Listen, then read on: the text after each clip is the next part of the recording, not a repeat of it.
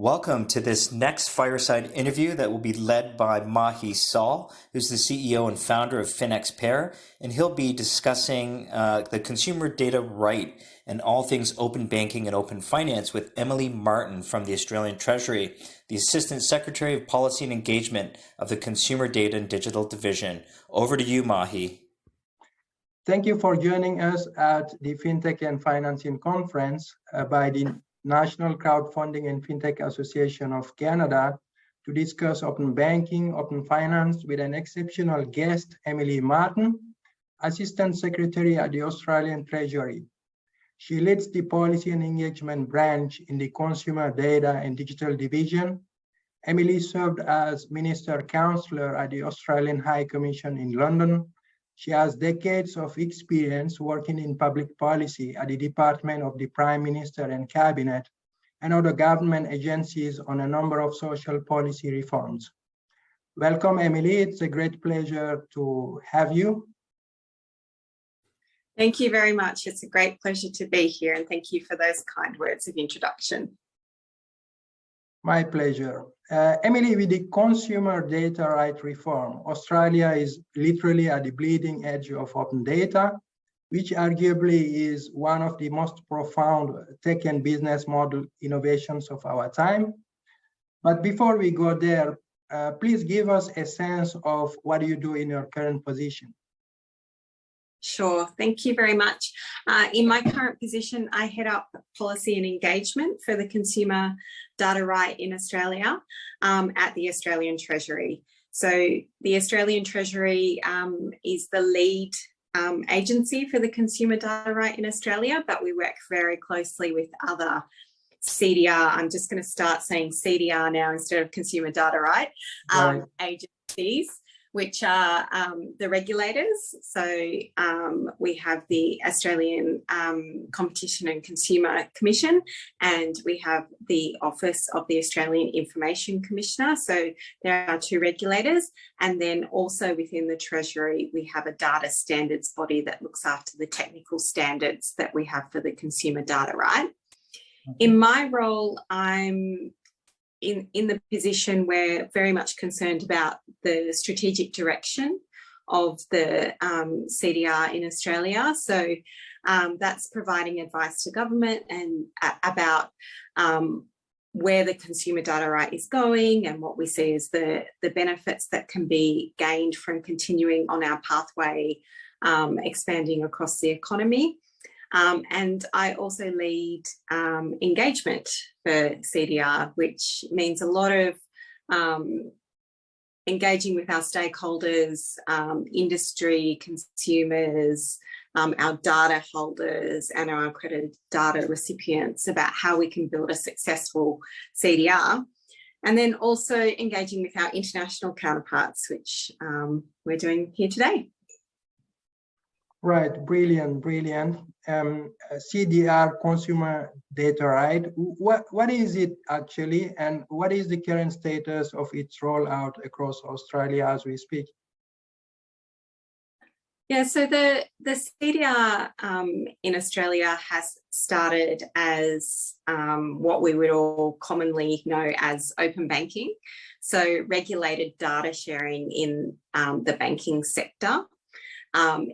It was born out of a number of different reports that occurred in Australia, the Productivity Commission, an open banking review, and then there's been further development since then, looking at how we can progress the CDR across the economy, but also enhance its functionality. Where we are at the moment is that we have all of our major banks as data holders. We have 116 data holders in Australia. So all of the majors and non-majors are now sharing 99%, I think we say, almost 100% of consumer data as measured by household deposits in Australia. And that progression only finalised at the end of last year. So we've taken a staged approach to implementation with different data sets and different obligations applying at different times over the period. We're into our third year now. We're at a really interesting point in Australia because we have all of those data holders, so very rich data sets that are enabled to be shared. And then on the other side, we have our accredited data recipients. And those numbers are growing pretty quickly now. And particularly as we've moved through our implementation, we've thought about different access models, and we've brought in some new access models for participants in the system. So some representative and sponsorship models for accreditation, which has really driven a lot of new participants entering into the system here. We're also at that point where we're starting to see those consumer offerings being available in regulated data sharing. At the moment, most of them are about personal financial management, but we're starting to see some really interesting new accreditations. And just last week, we had MasterCard accredited as a data recipient in Australia, which is just a really good development.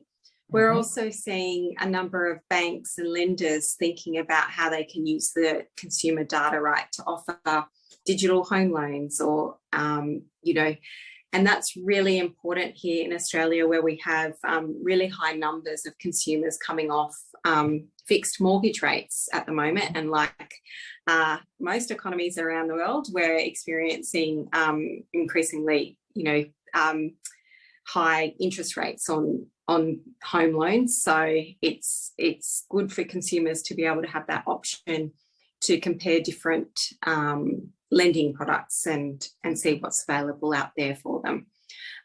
So really interesting time, but we're not just in banking. We've also expanded into open energy last year. We have some of our major retailers now sharing energy data, and we'll have more energy retailers coming on as the year progresses. So that's really exciting, because the consumer data right in Australia was never envisaged just to be about open banking. It was always intended that we would have a data right that extends across the economy. Brilliant, brilliant. We'll come back to the energy sector. Yeah. Emily, you know, past weeks, the UK celebrated the completion of the open banking roadmap with 7 million users, the release of the report on the future development of open banking in the UK. Meanwhile, Brazil was celebrating 2 years of open finance. And in other parts of the world, the open banking proposition is really heating up. You began your journey behind the UK, and you've created a successful, unique, made in Australia open banking model. Canada is working to come up with a made in Canada open banking regime. I guess my question is, have you been in some way inspired or influenced by the UK model, or any other model for that matter? And why was it important to develop your own version of open banking? Yeah, sure. That's a really good question. I think that, yes, we absolutely were inspired by the UK's open banking model. We do have quite similar financial systems, so it was good to be able to see what is happening in the UK, and I think also trying to address some of the same competition objectives that the UK was trying to address. We don't have exactly the same model, but what we have built in Australia, it's been really important to build a framework that has consumer consent at the heart of it. So I guess we came from a different place in Australia where the UK, well, when they first were implementing open banking, they had the GDPR and that general kind of right operating in their region. We're not in the same situation in Australia. We have a pretty complex regulatory framework for privacy, and we've specifically built additional privacy safeguards into our regulatory framework to ensure that consumers feel that we've built a system that they can trust and that they can use safely and securely. Just like the UK, we've seen, screen scraping and other unsafe data sharing practices be used across different sectors, but particularly in banking. So I think, they were able to show the value of starting in banking, but I think we specifically thought about how those benefits could be delivered across the economy, and have a system that's built that is able to be extended into other sectors. And so we have a legislative framework that allows our minister to designate sectors. So we've set up the framework from the very beginning so that it can be extended across the economy, rather than starting in one sector and thinking about how then you move into other sectors. Because I think that is a really difficult proposition for the UK now, to think about how they move across the economy and into open finance. We've already got that framework set. So I think we did spend a lot more time getting that framework set. We like to have,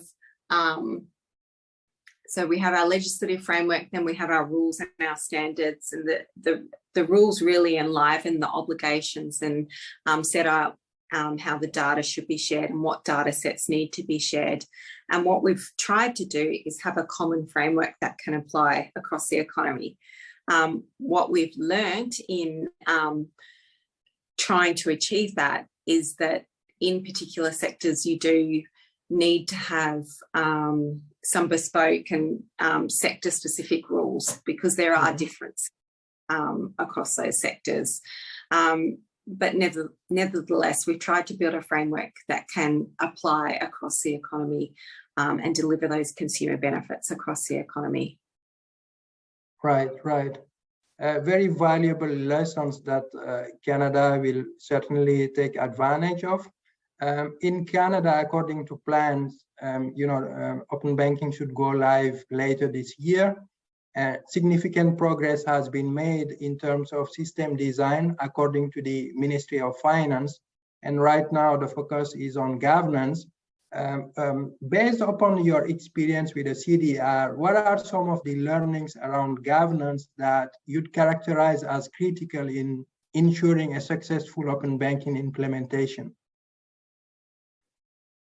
I do think that governance has been difficult in Australia, and I think last year we took a review of the entire CDR regulatory framework, and one of the areas of feedback from participants in the CDR was around governance, because as I mentioned in my introductory remarks, we have a number of different agencies that are involved in the governance of CDR. So the Treasury is the lead agency, but we need to work really closely with regulators and with our data standards body.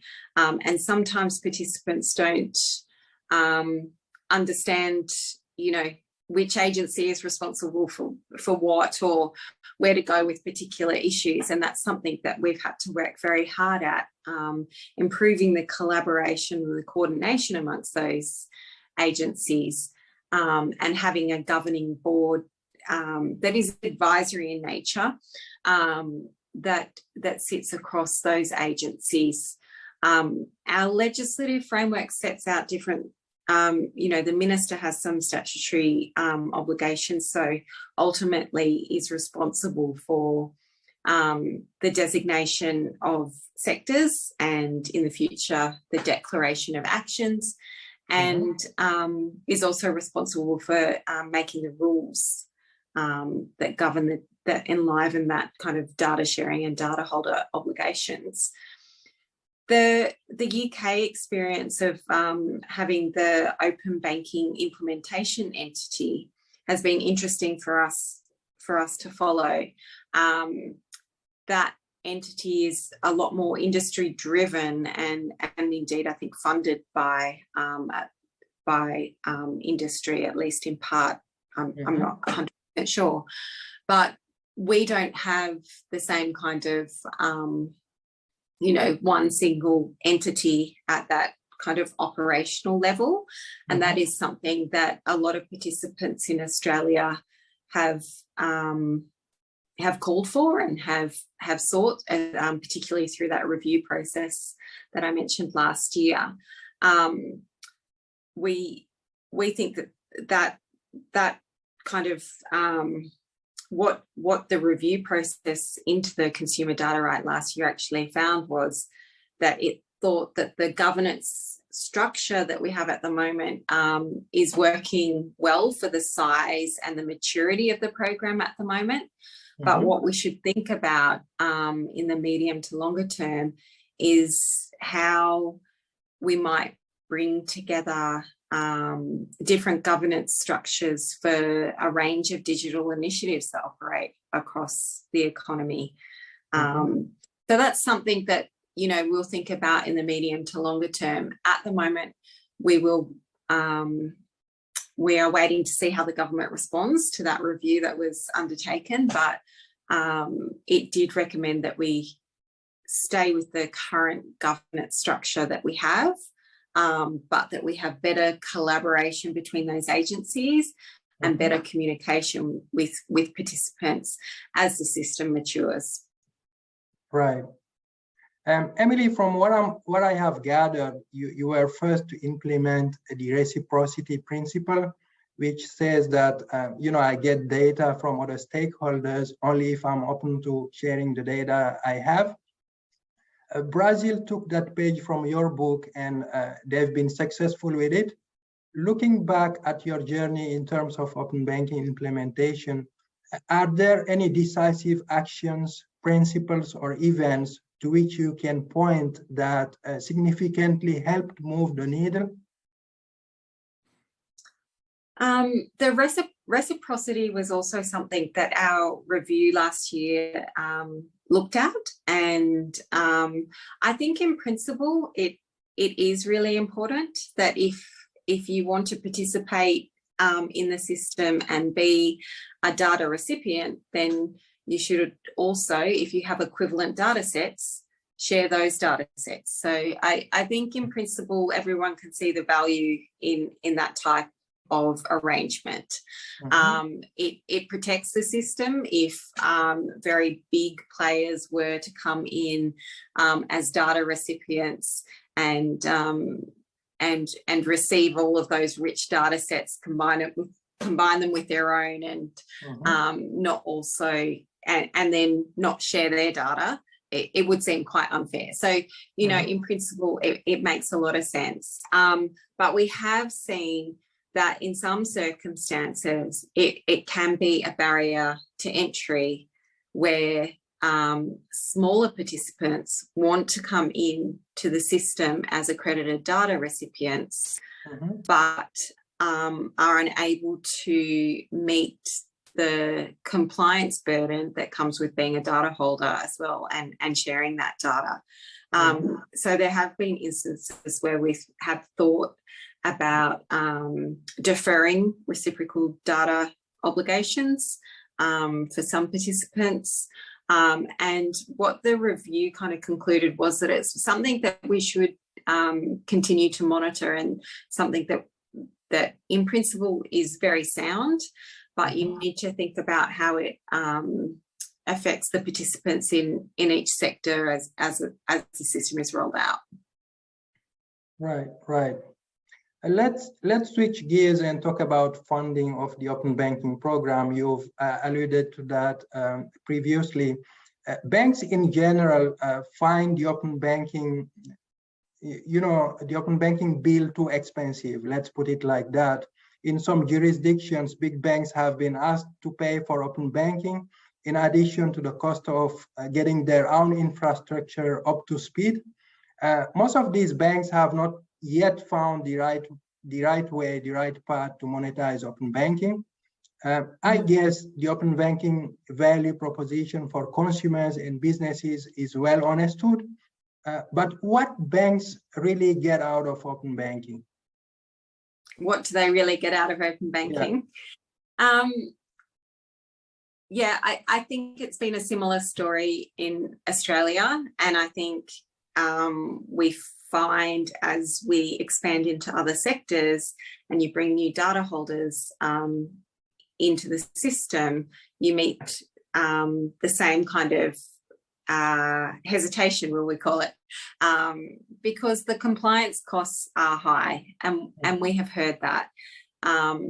And we've also heard that banks have spent a lot of time and money meeting the obligations of open banking, and that has meant that they haven't been able to turn their minds to how to innovate and also become active accredited data recipients. So most of our banks, major banks anyway, most of the larger banks are also accredited data recipients in Australia, but they may not all be active. So there's definitely a gap between becoming compliant with the obligations and then being able to also reap the benefits of becoming an accredited data recipient. I think that there's a gap also between program delivery and the expectation and realisation of benefits. And I think it's always slower than our critics would like it to be. I think here in Australia, the banks will be able to benefit from open banking. There's a rich data sets available there, and there's consumers who want, who want to be offered different products and want that competition in banking really increased. But I still think it is quite slow. The banks have been quite slow to develop consumer-facing products based on CDR in Australia. That's something that we really hope to see this year, as the system has now expanded, fully into the banking sector. So as I said, it only really just completed at the end of last year. So there is a gap between, having access to all of that data and then when the benefits are going to be realised. One of the major steps that we took last year was bringing in joint accounts as well. So most accounts, if such a large number of accounts are joint accounts, and so we need to be able to have one person in that joint account situation give the permissions so that data can be shared. So the build process has been long, but we have been focused on a secure framework, and we have worked really closely with the banks and others in industry to build that infrastructure. I think just the final comment I would make is a lot of the banks in Australia have been on that kind of digitisation process and uplift anyway. So where those processes have been in train, one of the other learnings is, looking at, how you can fit in with builds and IT upgrades and things that are already happening, and ensure that there's enough time given for implementation so that banks can build to the specifications and enable that data sharing. Right. Wait and see, as they say. Yes. Let's talk about adoption, Emily. Globally, it seems like there is definitely room for improvement on the metric of open banking adoption. Again, 7 million users in the UK, still according to the open banking implementation, less than 3 in 20 digitally active adults use open banking in the UK. How is the open banking uptake in Australia today? We're a fair bit behind the UK.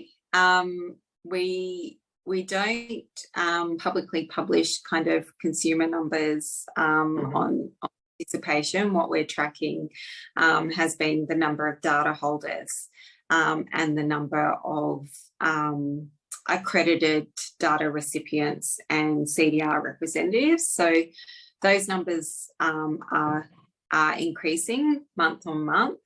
And we are seeing more consumers participating in the CDR.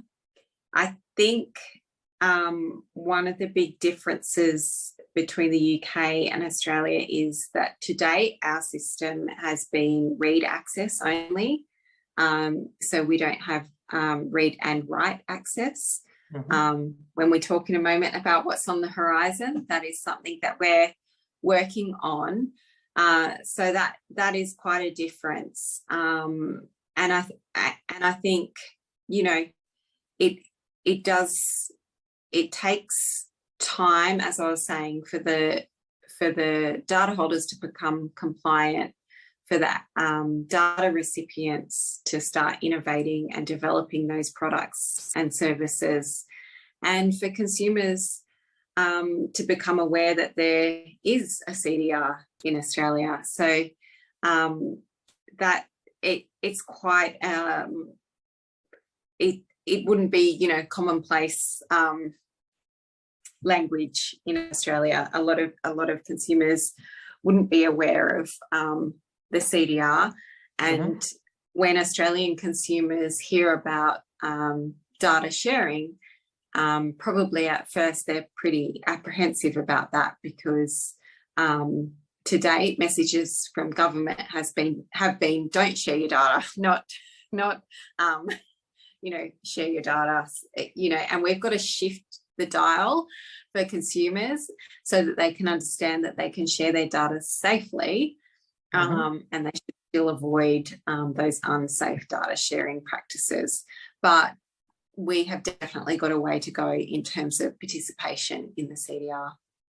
Yeah, I guess that's a very good segue into my next question or topic. Let's talk about fraud. That apprehension you mentioned, not share your credentials, not share your data. Fraud has always been a permanent risk in financial services.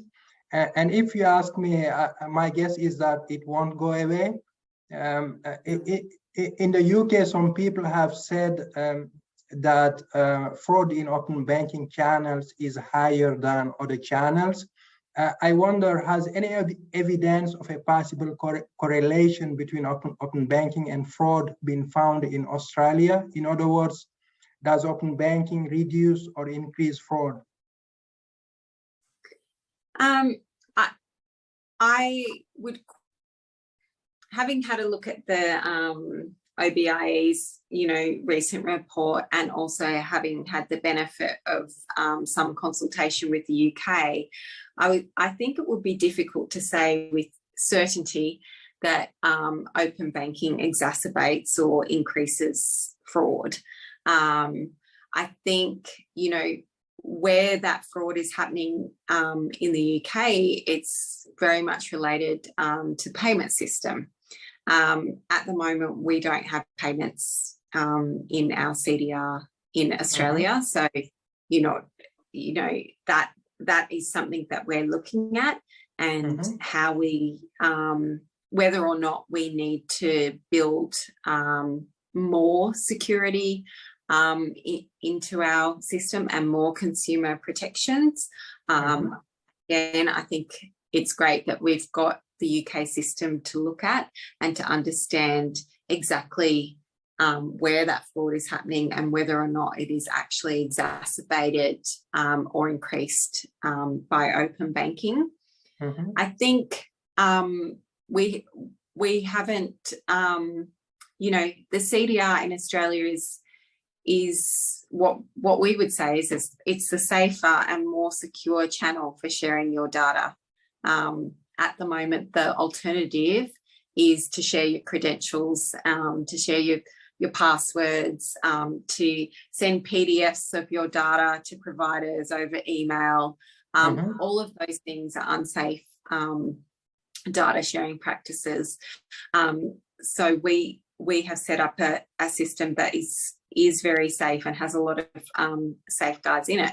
Of course, no system is 100% safe. So I think we've just got to have flexible systems that where gaps might emerge, or, as you said, fraud will never go away. So bad actors are always going to find different ways to infiltrate systems and hack into systems and do all of that.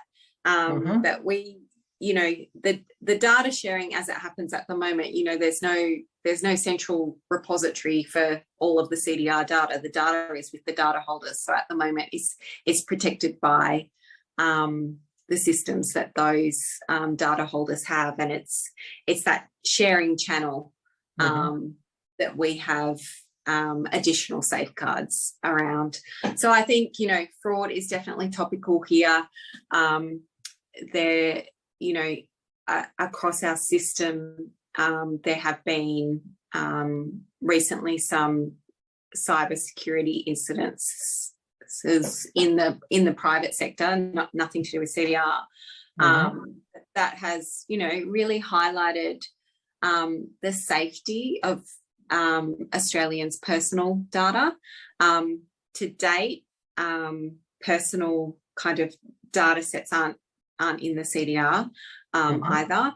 But, if once we extend into right access and action initiation, there may be a need to bring in those types of data sets. But we will continually, place consumer protection at the front in our regulatory framework. Right.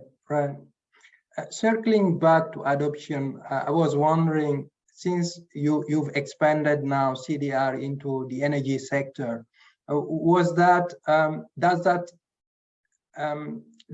lead to an increase in the uptake of open banking, or it's too early to speak about that? I think it's too early. Like, we only just started in open energy at the tail end of last year, and at the moment we don't have all of the energy retailers in. So I think it's really too early to tell what the impact will be. But what our hope is that there will be cross-sector use cases, and we've seen some really good discussion out there amongst the fintechs and innovators, talking about how you bring together energy and finance into really good consumer use cases. So that's on the horizon, and we can't wait to see those things realised. Right. Let's talk about the transition now from open banking to the next level and to the next. This is our last go around. How does your pipeline look like in terms of next sectors to fall on the CDR? So, as I said, we started in open banking. We've extended into energy. That's really only just started, and there's a few obligations that will come along, just as we started with, you know, the major banks in Australia. We started with the major energy retailers. Our next milestone for energy is in May this year, with obligations coming in for energy, what we're calling complex requests. So we started with quite simple data. We're moving to more complex requests. That will happen for the big three retailers here in Australia. And as we proceed, we get to the end of the year and we'll be moving into the non-major retailers for energy as well. So that's really exciting. At the beginning of 2021, we also undertook a strategic assessment of where the CDR should expand to next, and looked at, you know, a number of different sectors across Australia. You know, we looked at agriculture, health, rewards programs, loyalty programs, those kind of things. But where we landed was on open finance. And being the sectors of superannuation, you probably call them pensions, superannuation, general insurance, and non-bank lending. So the minister at the end of last year designated non-bank lending as the next sector to expand into, and that's a really great data set. It's very similar to banking. It will enable consumers to see a much fuller financial picture when they have a look at their finances. So we're at the moment, we've already consulted on some design kind of principles around that, and we'll be progressing some work on the rules that will enliven the obligations in non-bank lending. When we get to superannuation and general insurance, what we've talked about in our strategic assessment was that we would take a targeted data set approach. So rather than designating all of the data in the sector, we think about what data sets in those sectors will be of most consumer benefit. And I think, you know, going forward with expansion, that's an approach that we're going to continually take, thinking about how those data sets complement those that are already in the system, and what are those cross-sectoral use cases that will be of greatest benefit to consumers. We've also had telecommunications designated. So in terms of sectors and what's on, you know, likely to be on the horizon, they're probably the most relevant. Probably the biggest reform that we're undertaking at the moment is our expansion into action initiation. So as I said earlier, the CDR is read-only or data sharing only, and we've introduced legislation into our parliament, and it's passed through the lower house, but has yet to go through the upper house. And it will enable action initiation in the consumer data right, which is very exciting. So that will bring together the power of data sharing with the ability for consumers to instruct third parties to carry out actions on their behalf. Similar to the UK, what we're looking at first is enabling payment initiation. We're expecting that that's really going to be the game changer here in Australia, and what will really drive uptake and participation in the CDR. Right. In terms of learning curve, what sector-specific challenges did you come across when you expanded into the energy sector? I think you find there are similar challenges across sectors, like in terms of their readiness, particularly in terms of the build that is required. But I think, you know, a lot of the energy retailers were already on a pathway where they were uplifting their systems. But one of the particular challenges in Australia has been around the availability of that skilled labour. And I think that that's probably common across the globe as we're coming out of COVID. Yeah, that skilled labour to kind of uplift systems.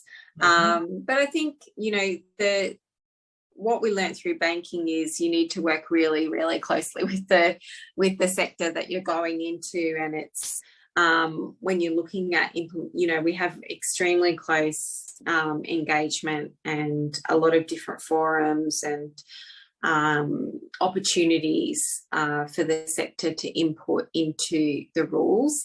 I think probably also just the structure of the sector in terms of the size of entities.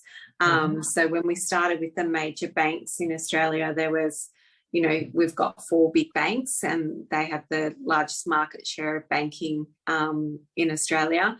Energy, you have some really big retailers, and then you have a kind of another tier, and then there's like some really small, quite smaller ones. And you know, as a sector, that's even been going through some, you know, changes with the kind of changes in energy prices and the kind of global pressures on energy. So you know, I think what we've all learnt over the last few years, that there are external events that can make the implementation of anything, you know, more interesting and difficult. And just as you know, COVID made the banking implementation quite difficult, then the kind of issues with energy and energy supply have probably made things a bit more difficult for the energy sector as we've progressed there. But really they've worked very, very closely with us, and I think it's been a really positive development for the CDR. Right. Emily, for the rest of the world, looking at Australia, we feel like you're moving very fast. Do you feel like you are going fast enough according to your plans or relative to your plans?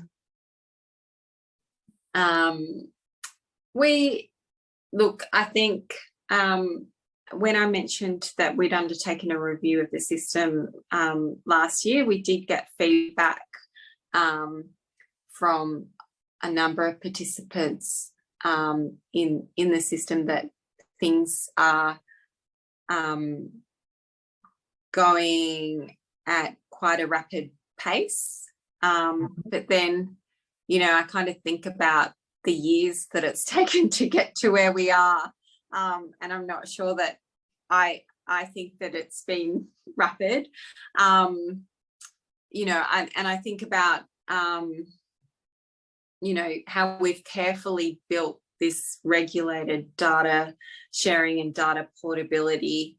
And now, you know, we're thinking of reforming that to bring in the right access to action initiation. To me, it has been quite staged and deliberate to do it that way. But that said, the pace of expansion, we are thinking about how we stage that carefully now in consultation with the government over the next years, because it's intensive for the community to continually engage and be consulted. So we have to think about how we stage that. But it's also intensive for our regulators to bring in new participants, to accredit new data recipients, and to bring in new data holders. It's a lot. So the more we can stage and sequence that in a sensible way, I think will be welcomed by the community here. Right. You might have already touched upon this, but before I ask my final question, what is in the horizon today for you in Australia relating to CDR implementation?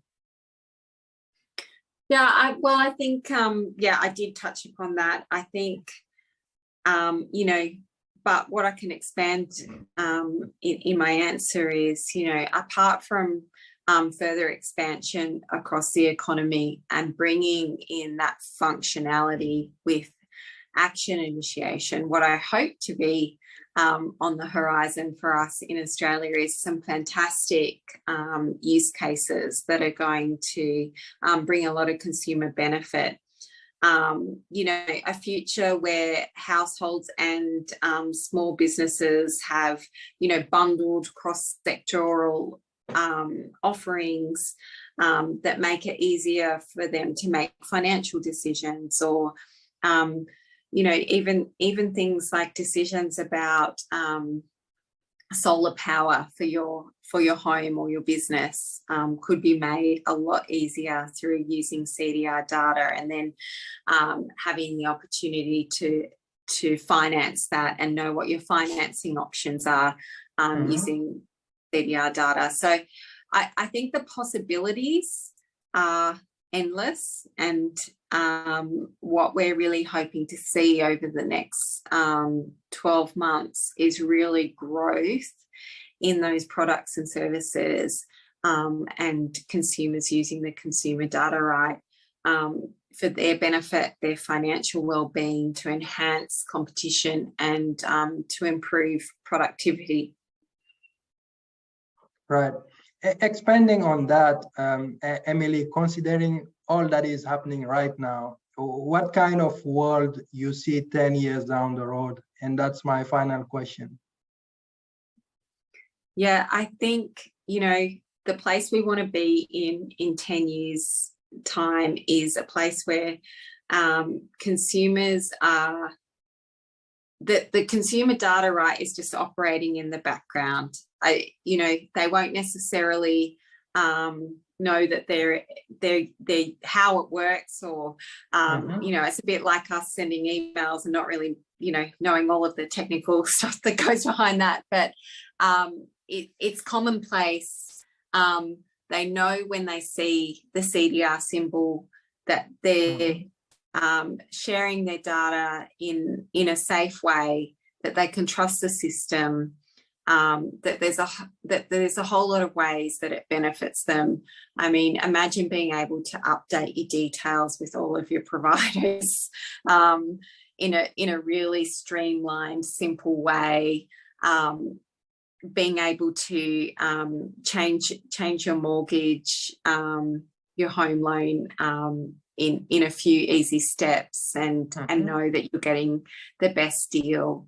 To be able to source that solar power for your home and finance it. Or even more interestingly, we have, you know, people in the community talking about how they would finance community